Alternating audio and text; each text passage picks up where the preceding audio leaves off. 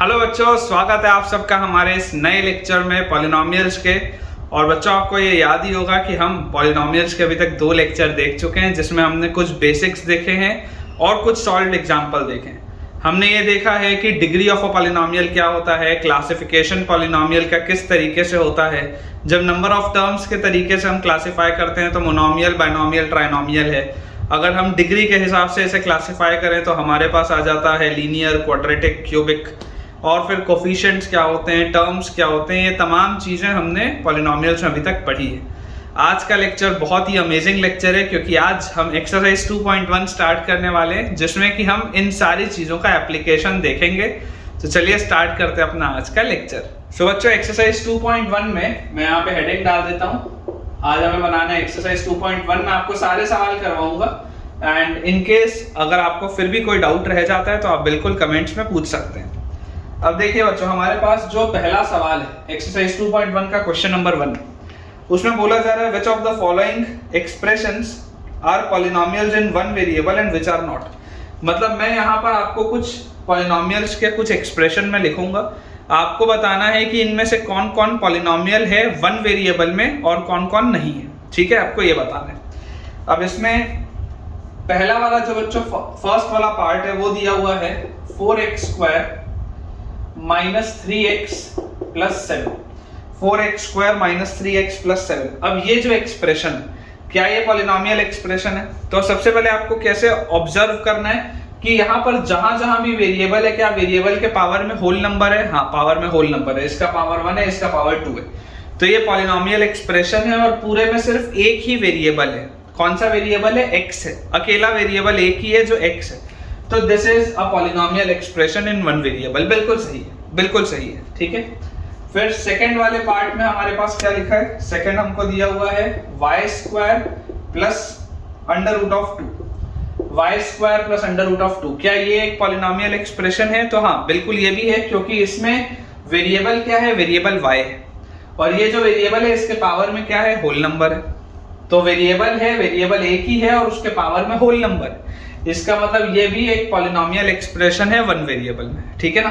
Constant term के ऊपर अगर अंडर रूट होगा भी तो कोई फर्क नहीं पड़ रहा, हमें सिर्फ ये देखना है कि वेरिएबल का पावर क्या है। अगर वेरिएबल का पावर होल नंबर है तो आपका जो एक्सप्रेशन होगा वो पॉलिनोमियल कहलाएगा। थर्ड बच्चों अपने पास जो दिया हुआ है, थर्ड वाले में लिखा हुआ है 3 under root of t plus t under root of 2। अब इस सवाल में आप ध्यान से देखिए बच्चों, ये एक अलजेब्रिक एक्सप्रेशन है। This is an algebraic expression, और इसमें वेरिएबल क्या है? इसमें वेरिएबल t है। वेरिएबल एक ही है, वेरिएबल इसमें t है। पूरे एक्सप्रेशन में थ्रू आउट एक ही वेरिएबल है विच इज t, लेकिन ये पॉलिनोमियल नहीं है। This is not a polynomial. क्यों? क्योंकि इसमें वेरिएबल के पावर में होल नंबर नहीं है। देखिए यहाँ पर आप ये जो t के साथ रूट है, इसको आप t raise to the power 1/2 लिख सकते हो ना। इसको आप कैसे लिख सकते हो? 3 into t raise to the power 1/2 plus t root 2। क्योंकि वेरिएबल का पावर होल नंबर नहीं है, इसलिए ये एक अलजेब्रिक एक्सप्रेशन तो है, but this is not a polynomial. This is not a polynomial. ठीक है, रीजन हमको समझ में आना बहुत जरूरी है। फोर्थ हमारे पास बच्चों दिया हुआ है y plus 2/y, y plus 2/y। अब अगेन आप इसको ध्यान से अगर ऑब्जर्व करेंगे तो ये भी एक अलजेब्रिक एक्सप्रेशन है। इसको आप लिख सकते हैं y plus 2 into y raise to the power -1। ये जो 1/y है, आप इसको y की पावर -1 लिख सकते हैं, लेकिन क्या ये होल नंबर है? ये तो होल नंबर नहीं है, इसलिए ये भी सिर्फ एक अलजेब्रिक एक्सप्रेशन है, but this is not a polynomial. And fifth वाले में हमारे पास दिया हुआ है x raise to the power 10 plus y cube plus t raise to the power 50। ये हमारे पास लिखा है। अब आप इस बात को समझिए कि ये पॉलिनोमियल तो है, क्योंकि इसमें जहां जहां पर वेरिएबल है, इसमें 3 वेरिएबल है। x भी वेरिएबल है, y भी वेरिएबल है, t भी वेरिएबल है। इसमें 3 वेरिएबल है, सबका पावर होल नंबर है। तो ये पॉलिनोमियल तो है, बट ये पॉलिनोमियल इन वन वेरिएबल नहीं है। आपसे सवाल पूछा जा रहा है कि आपको पॉलिनोमियल इन वन वेरिएबल बताना है। पहला वाला पॉलिनोमियल इन वन वेरिएबल है, दूसरा वाला पॉलिनोमियल इन वन वेरिएबल है, तीसरा वाला तो है ही नहीं, चौथा वाला भी नहीं है, पांचवा वाला पॉलिनोमियल तो है लेकिन वन वेरिएबल में नहीं है। ठीक है, तो this is a polynomial, this is a polynomial in 3 variables. This is a polynomial in 3 variables. एक वेरिएबल में नहीं है, ये 3 वेरिएबल में पॉलिनोमियल है। इस चीज का अपने को ध्यान रखना है, ठीक है। इसलिए ये भी आपका आंसर नहीं आएगा। सो आई होप बच्चों ये पहला वाला सवाल था, बहुत बेसिक क्वेश्चन था, आपको समझ में आया हो। अब अपन देखते हैं सेकंड क्वेश्चन। सेकंड हमारे पास जो सवाल लिखा है उसमें बोला जा रहा है right the coefficients of x square in each of the following. आपको एक्स स्क्वायर का कोफिशिएंट बताना है। Right the coefficient of x square. हमको एक्स स्क्वायर का कोफिशिएंट बताना है, ठीक है। अब देखिए जो फर्स्ट वाला है इसमें अपने पास पार्ट दिया हुआ है, that is 2 plus x square plus x. अब ध्यान से देखिए, कोफिशिएंट मतलब वो जो टर्म है वो किससे मल्टीप्लाई हो रहा है, तो एक्स स्क्वायर का मल्टीप्लिकेशन 1 से हो रहा है। एक्स स्क्वायर के साथ कुछ नहीं है, मतलब 1 है, तो एक्स स्क्वायर का अगर कोफिशिएंट 1 है तो यहाँ पर आंसर आ जाएगा 1, ठीक है। बहुत आसान सा सवाल है। सेकेंड अपने पास दिया हुआ है 2 minus x square plus x cube. अब देखिए यहाँ पर एक्स स्क्वायर किससे मल्टीप्लाई हो रहा है, एक्स स्क्वायर के साथ क्या है, माइनस साइन है ना। अगर मैं यहाँ पर 1 लिख दूं तो एक्स स्क्वायर के साथ -1 है, तो इसका आंसर आपके पास क्या आ जाएगा, -1 आ जाएगा। इसका आंसर हमारे पास -1 आ जाएगा। सिमिलरली थर्ड हमारे पास दिया हुआ है π/2 x square plus x. Third हमारे पास दिया हुआ है π/2 एक्स स्क्वायर प्लस एक्स। अब ये जो हमारे पास बच्चों लिखा है π/2 एक्स स्क्वायर प्लस एक्स, यहाँ पर देखिए एक्स स्क्वायर किससे मल्टीप्लाई हो रहा है, π/2 से, तो इसका जो कोफिशिएंट आएगा वो क्या आ जाएगा, π/2 आ जाएगा। बहुत आसान से सवाल है। और फोर्थ वाला जो हमारे पास दिया है वो दिया हुआ है √2 इंटू एक्स -1।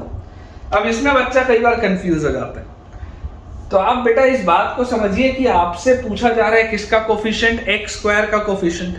क्या यहाँ पर आपको एक्स स्क्वायर वाली कोई भी चीज दिखाई दे रही है क्या, तो आप बोलेंगे नहीं सर नहीं दिखाई दे रही। तो मैं आपको ये बोलूंगा कि अगर आपको एक्स स्क्वायर वाली कोई चीज दिखाई ही नहीं दे रही, इसका मतलब क्या है, इसका मतलब ये है कि जरूर इसके साथ 0 इंटू एक्स स्क्वायर लिखा होगा।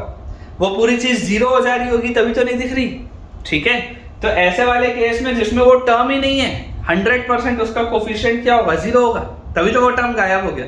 तो यहाँ पर एक्स स्क्वायर का कोफिशिएंट आपके पास क्या आ जाएगा, 0 आ जाएगा। सवाल गलत नहीं है, सवाल गलत नहीं है, आपको सोचना है। आपको सोचना है कि यार एक्स स्क्वायर वाला टर्म ही नहीं दिख रहा, लेकिन एक्स स्क्वायर का कोफिशिएंट पूछ रहा है, तो जरूर एक्स स्क्वायर के साथ जो कोफिशिएंट होगा वो 0 होगा, तभी उस टर्म को हमने नहीं लिखा, ठीक है। तो आई होप बेटा आपको ये 2 सवाल के कंसेप्ट अच्छे से क्लियर हुए होंगे। अपन क्विकली इसे क्लियर करते हैं बोर्ड को, अगले सवालों की तरफ आगे बढ़ते हैं। अगला बच्चों अपने पास जो सवाल दिया है क्वेश्चन नंबर 3, उसमें बोला जा रहा है give 1 example each of binomial of degree 35। Binomial आपको एक बताना है डिग्री 35 का, बाइनोमियल ऑफ डिग्री 35। अब सोचो डिग्री 35 का बाइनोमियल, बाइनोमियल मतलब 2 टर्म और डिग्री होनी चाहिए 35, मतलब आप क्या लिख सकते हो, x की पावर 35 प्लस x लिख सकते हो, बिल्कुल सही है। आप x की पावर 35 प्लस 1 लिख सकते हो, बिल्कुल सही है। आप 4 इंटू एक्स की पावर 35 प्लस 47 लिख सकते हो, बिल्कुल सही है। कुल मिला के x की हाईएस्ट पावर 35 होनी चाहिए। आप 3x की पावर 35 प्लस x की पावर 33 लिख सकते हो, इसमें भी कोई दिक्कत नहीं। ऐसे इनफाइनाइट एग्जांपल्स हम दे सकते हैं जो बाइनोमियल है और जिसका डिग्री 35 है। आपको सिर्फ एक एग्जांपल देना है। आपकी देखिए बुक में जो एग्जांपल लिखा है वो लिखा है 3 इंटू एक्स की पावर 35 माइनस 4, ये भी सही है, ये भी सही है, आपकी बुक में ये लिखा हुआ है, तो कोई दिक्कत नहीं है, ठीक है। अगला बेटा हमारे पास इसमें लिखा है and a monomial of degree 100, polynomial of degree 35। अब आपको बताना है monomial of degree 100, monomial of degree 100, मतलब आपको एक मोनोमियल बताना है, मतलब सिंगल टर्म होना चाहिए और उसका डिग्री क्या होना चाहिए, 100।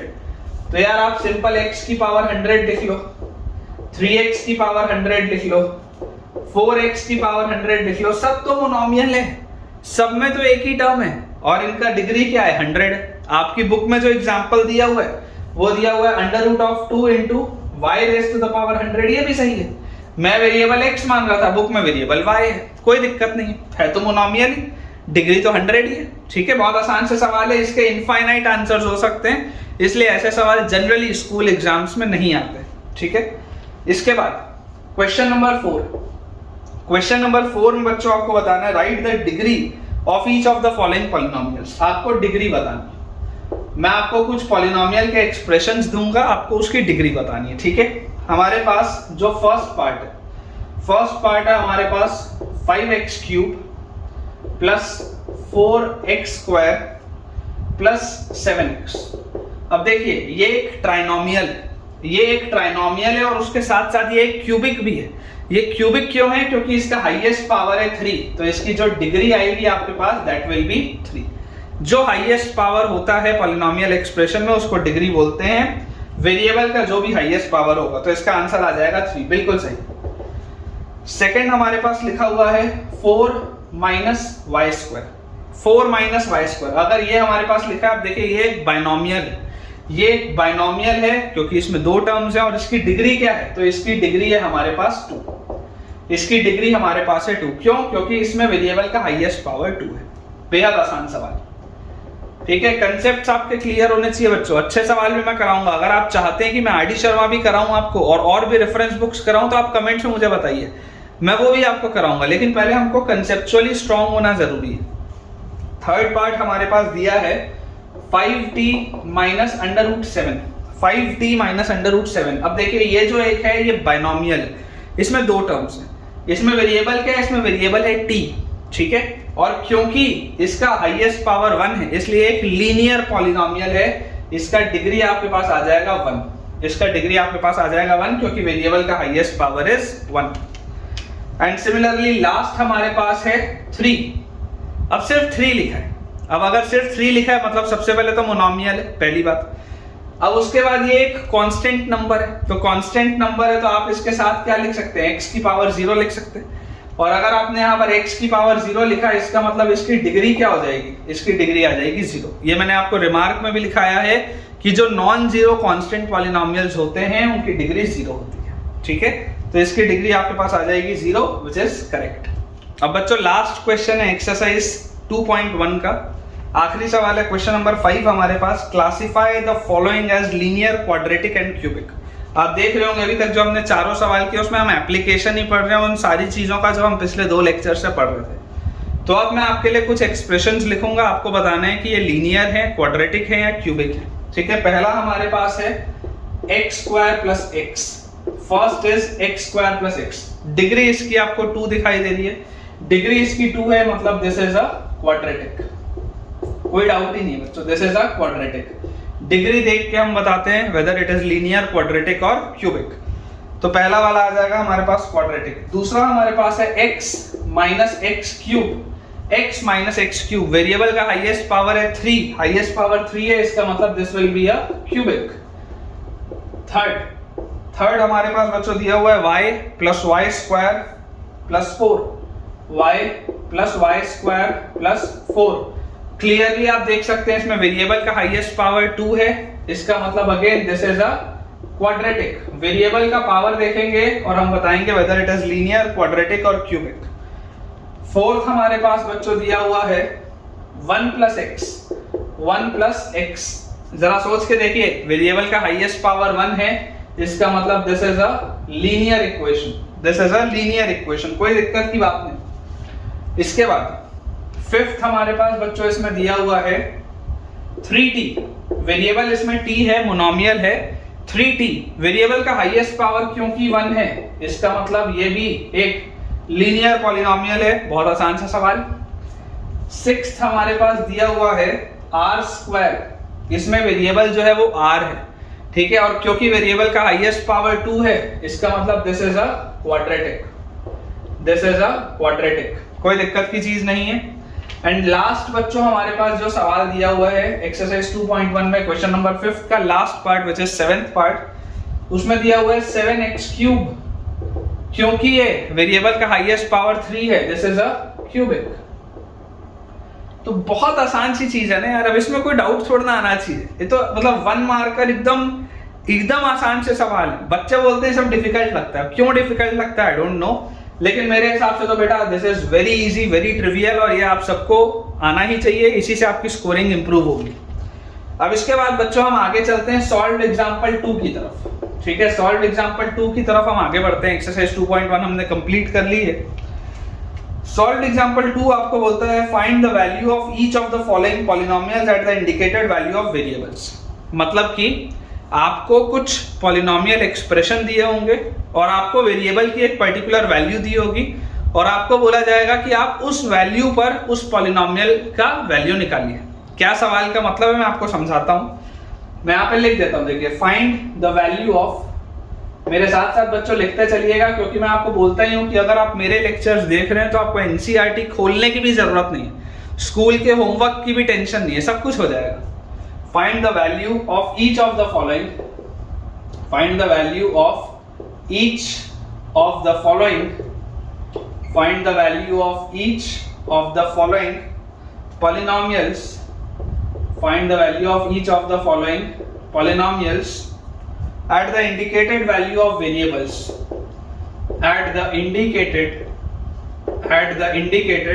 value of variables, at the indicated value of variables। ये अपने पास सवाल है। जैसे कि इसका फर्स्ट पार्ट आपको होता है px, एक पॉलिनोमियल आपको दिया हुआ है, ये px पॉलिनोमियल हमको दिया है 5x square minus 3x plus 7, 5x square minus 3x plus 7 और आपको इसकी वैल्यू बतानी है एट x इक्वल टू 1।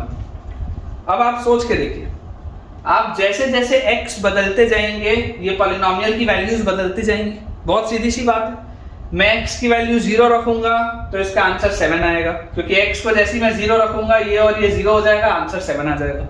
मैं x को 1 रखूंगा आंसर कुछ और आएगा, मैं x को 2 रखूंगा आंसर कुछ और आएगा, मैं x को 3 रखूंगा आंसर कुछ और आएगा। तो बेसिकली मुझे क्या पता है, मुझे ये पता है कि जैसे जैसे मैं वेरिएबल्स की वैल्यू को चेंज करूंगा वैसे वैसे मेरे आंसर्स, मेरे पॉलिनोमियल्स की जो वैल्यू होगी वो बदलती जाएगी। मुझे बोला जा रहा है कि मेरे पास ये क्वाड्रेटिक दिया है। क्या दिया है? क्वाड्रेटिक। देखो डिग्री 2 है, हाईएस्ट पावर 2 है, डिग्री 2 है मतलब क्वाड्रेटिक है और इसमें 3 टर्म्स हैं, ट्राइनोमियल है। मैं प्रैक्टिस करवा रहा हूं आपको बार बार। आपको बोला जा रहा है कि आप px इसकी वैल्यू x इक्वल टू 1 पे बताइए। तो जैसे ही आप x की वैल्यू 1 डालेंगे तो p1 क्या हो जाएगा, x की वैल्यू जैसे ही मैं 1 डालूंगा p1 हो जाएगा 5 into 1 square minus 3 into 1 plus 7। जहां जहां पर x है वहां पर आपको 1 रखना है।